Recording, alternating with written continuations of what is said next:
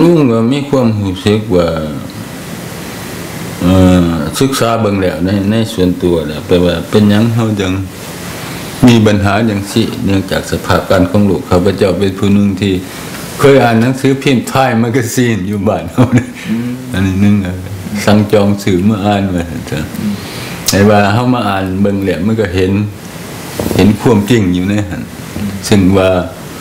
ลาวเฮานี่อยากเป็นกลางเป็นอีสังหั่นมันบ่เกี่ยวข้องกันมันเป็นสภาพการของโลกที่นำพาให้บ้านเฮาหั่นเป็นไปจังซี่เนี่ยก็เฮ็ดแนวไหนก็บ่ได้เนื่องจากว่าหลังจากฝรั่งมอบอำนาจให้รัฐบาลลาวคืนเกี่ยวกับทหารอื่นๆและการรับผิดชอบของเฮาเองในด้านงบประมาณอื่นๆเครื่องเฮาก็บ่มีต้องอาศัยอเมริกาอยู่อเมริกาพักอาศัยเวียดนามไปเวียดนามไปเขมรมันมีการพัวพันกันเนี่ยข้าพเจ้าจึงว่าเฮาสิเฮ็ดจังได๋ก็บ่ได้เพราะว่าความแห้งของสากลของโลกมันเป็นอย่างนั้นแล้วก็ได้คิดหาทางแต่ว่าโอ้เฮาสิเฮ็ดจังได๋สิมี opportunity ความสามารถของเฮานี่นะสิพาลูกพาเต้ามาได้รับการศึกษาคิดจังซั่นแล้วก็บ่ได้เกี่ยวนั่งแน่นอีหยังนะเป็นไฟใดตัวไฟใดบ่จักป้าอยากมีหยังเพิ่มเติมบ่ถึงว่าบ่มีแล้วทางฝ่ายสหรัฐอเมริกานี่ศึกสงครามที่เกิดขึ้นนั้นลุงนี่รู้สึกว่ามีการโทษภัยบ่การโทษฝ่ายได้ว่าความผิดของฝ่ายเฮ็ดที่บ้านเฮาต้องถูกแตกแยกจังซี่มันก็โทษคนสิว่าก็โทษภัยบ่ได้เด้พวกนี้ก็มีความจริงใจอยากช่วยอีหลีเพื่อต้านระบบซิสเต็มของฝ่ายอย่างโลกแต่มันตกกับคอมมิวนิสต์บ่ซั่นซะนั่นก็สิโทษภัยบ่ได้เพราะว่า evolution ของโลกมันเปลี่ยนมาจังซั่นข้าพเจ้าก็มาคิดเห็นว่าโอ้เขาเจ้าก็อยากช่วยทุ่มเทด้านงบประมาณเครื่องอาวุธยังไปให้บ้านเฮามันผลสุดท้ายมันก็เป็นเรื่องถึงว่าเฮาปฏิบัติเองแบบใดเฮาปฏิบัติเองได้ทั้งฝ่ายกองกันข้ามก็ข่มขู่โจมตีเฮามันก็เป็นจังซั่นแปลว่าการเป็นของเฮาเองมันบ่มีอยู่ในประเทศเฮาจำเป็นต้องลอยไปตามกระแสของมันคือมาเท่าถึงปัจจุบันเฮาก็เห็นมาเฮาแตกกันนี่แล้วลุงเว้าถึงเกี่ยวกับการไปสัมมนาเนาะให้เล่าให้ฟังหน่อยบอกไปสัมมนาโดนปานใดแล้วสัมมนาอยู่ไสแลเหตุการณ์เป็นจังไดที่เวลาที่ถือไปหั่นเพิ่นลุงฮู้ว่าเพิ่นจะเอาไปสัมมนาหรือว่าเพิ่นมีวิธีอย่างอื่นที่บอกว่าสิไปศึกษาหรือว่าอย่างพวกหลายคนก็ถือหมายความว่าหลอกไปหั่นนะให้เราเกี่ยวกับเรื่องลุงบ่ได้ถูกหลอกจังซั่นเพราะว่าการที่ไปสัมมนาหันอิงตาม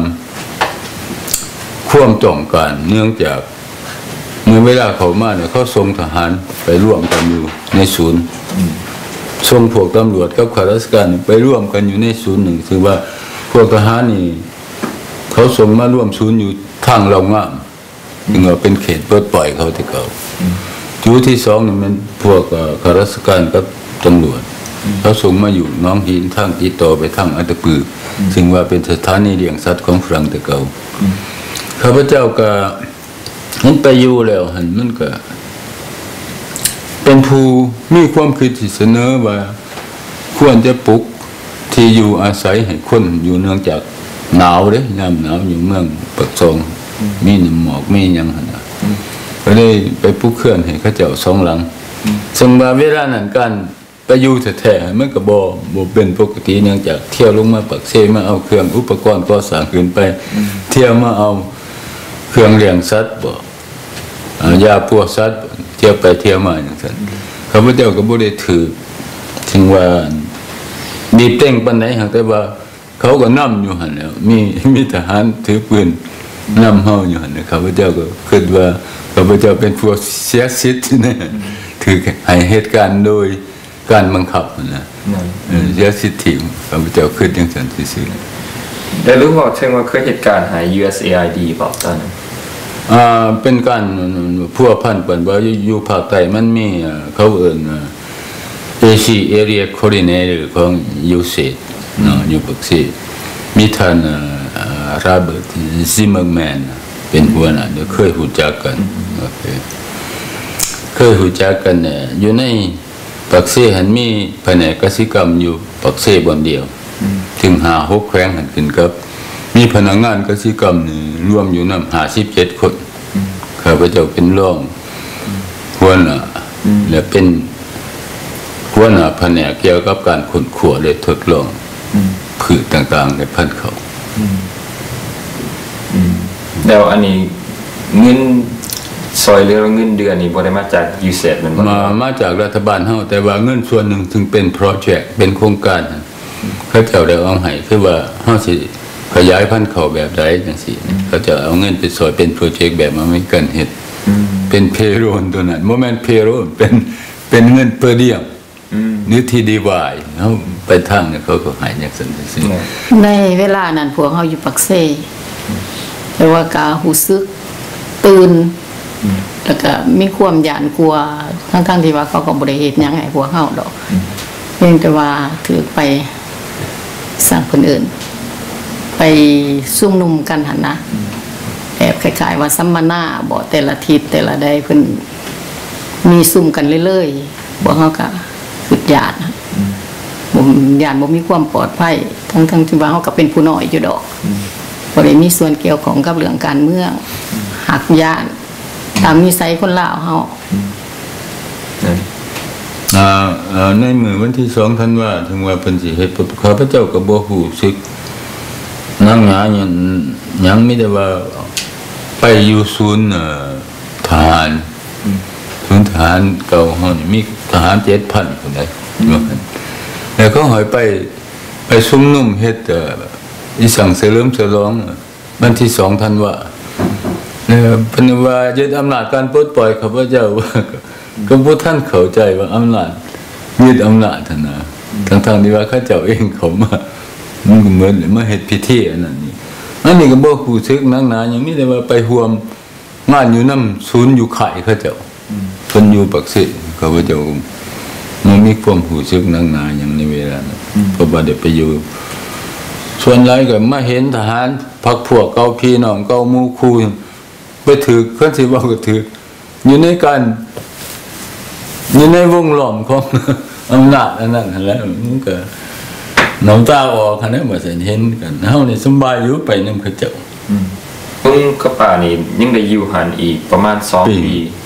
แม่นบ่ถึง1977แม่นบ่แม่นล่ะโอเคเวลา2ปีหันได้เฮ็ดหยังแหน่และมีใช้ชีวิตการเป็นอยู่แบบใดระหว่าง1975ถึง1977ในระยะนั้นก็คือว่ามีความลำบากหลายเพราะว่าเรื่องเขาก็ได้ไปเรียนคิวสื่อเพิ่นก็ให้ผู้ละ5กิโลบ่3กิโลคือว่าเจ้าก็คือสิฮู้จักคือกันเป็นการฝืดเครื่องระยะนั้นก็เลยบ่ได้เหตุการณ์สอบเวลาหาสื่อเครื่องเงินเครื่องค้ำขึ้นมาขายอยู่สวรรณเขตหรือว่าเวียงจันทน์แบบว่าเป็นแม่ค้าไปในตู้แต่ก่อนนี่เป็นครูสอนเดี๋ยวนี้มันเป็นแม่ค้าบ่ได้เฮ็ดให้เฮ็ดหน้าว่าตังบ่จักเฮ็ด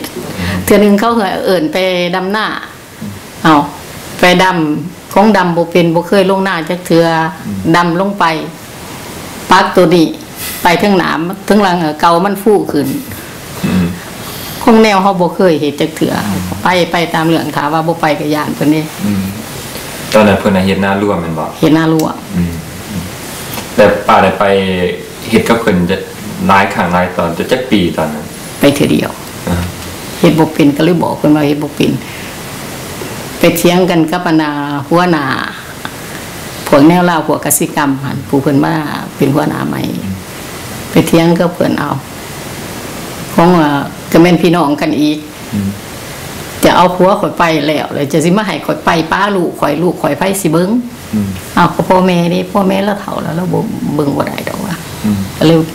บ่ไป เพิ่นก็ปล่อยเลยตามเลยเพิ่นบ่กล้าเฮ็ดเพิ่นก็บ่แม่นเพิ่นบ่กล้าเฮ็ดหยังดอกเพิ่นบ่อยากลำไรว่าซั่นซะมีแต่คุมบ้านเฮาเองนะจ้องกันอยู่มีธุรกิจหรือว่ามีวิธีอื่นบ่ที่จะหารายได้ลักเฮ็ดเปลี่ยนต้องลักเฮ็ดคันเพิ่นฮู้เพิ่นจับเด้มาก็ถือเข้าเวลาขี่รถมาสวรรณเขตตอนนั้นลำบากหลายบางเทื่อก็นอนทางปักเซสวรรณเขตนอนทางก็มีถือเข้าปุ่นถือเข้ายังเลื่อยๆอยู่แต่ว่าเฮาถือคือเดียวคันเพิ่นฮู้แล้วสิเพิ่นสิลงโทษแบบใดฮู้บ่ก็บ่เข้าใจวิธีลงโทษของพวกเพิ่นแล้วแต่ใจเพิ่นเองเฮาก็บ่อยากเว้าหลายจังน้อยเฮากลับเมืองลาวบ่ได้75ถึง77ก็เหตุการณ์เที่ยวไปเที่ยวมาคือแบบขึ้นมาสถานีต่างๆมันมี 3-4 สถานีอันนึงอยู่น้องดินดำหั่นจึงว่าข้าพเจ้าวางแผนการขนขั่วเรื่องสิ1น่ะปลูกกล้วยอันนั้นหอมสวยงามเนาะเป็นพันธุ์ดีเฮาไปคุเล็กมาจากน้ำไทบ้านหั่นอันที่2เนี่ยข้าพเจ้ามาศึกษาปลูกมันก็พูดเลี้ยงสัตว์นี่เฮาสิเฮ็ดจังได๋จังสิได้อาหารสัตว์อันที่3เนี่ยข้าพเจ้าเอามาทั่วดินมาเฮ็ดมาปลูกทดลองแล้วขยายพันธุ์แบบใดเนี่ยมาทั่วดินมีได้ให้ผลหลายปานใดต่อเอกตาร์จังซั่นน่ะเป็นการขนขวก็วนน้ำเวียกจังซี่หลายแนวก็เลยเที่ยวไปเที่ยวมาบ่ได้สูมาบ้านนั้นนึงเทื่อก็นอนไปนำนึงเทื่อก็นอนปักซองนึงเทื่อก็นอนน้องหินนึงเทื่อก็นอนแถวเรางามไปนี่ก็ลำบากนะ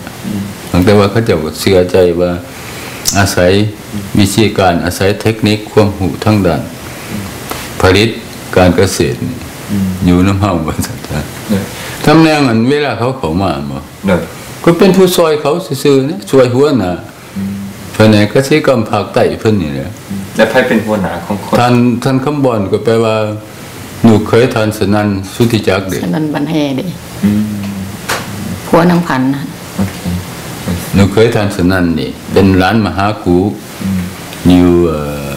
ศรีธันดรเพิ่นก็เป็นผู้เชี่ยวชาญเกี่ยวกับทางด้านกสิกรรมเพิ่นก็เรียนกสิกรรมมาจากทางตะวันออกเพิ่นทางรัสเซียเพิ่นแต่ว่าวิธีการของมันตะวันตกนี่มันใส่น้ำกันบ่ได้เด้เพราะว่าเอาคันเป็นจังซั่นคนนึงมีการศึกษาทางตะวันออกคนนึงมีการศึกษาการตะวันตก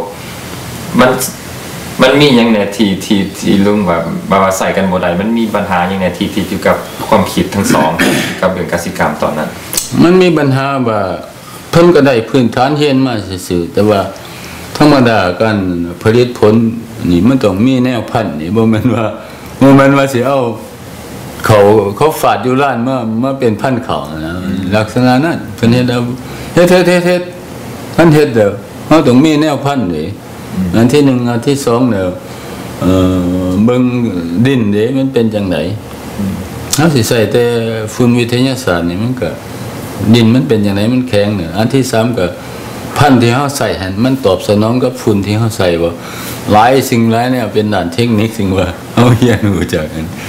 มันก็บ่เข้าเพิ่นก็บ่จักคันบ่จักแล้ววัตถุการผลิตผลต่างๆมันเป็นของฝ่ายตะวันตกเบิดเลยเพราะฉะนั้นเป็นเพิ่นต้องอาศัยเฮาเพิ่นก็สิได้เฮาอยู่ตรงนี้หายแล้วการใส่ใจเงินเดือนนี่เพิ่นก็ให้แบบใดตอนนั้นเพิ่นก็ให้เงินเดือนธรรมดา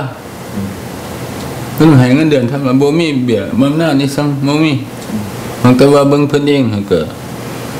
มันก็มีงบประมาณเพิ่นก็จ่ายสบายกว่าเฮาอยู่นี่แหละเพิ่นเป็นเฮาก็เพิ่นถูกทรมานขายมูลมั่งสังขยากินสืบต่อมาปีปลายหั่นน่ะก็จนมันก็หมดหั่นน่ะมีที่ดินจำเป็นเนี่ย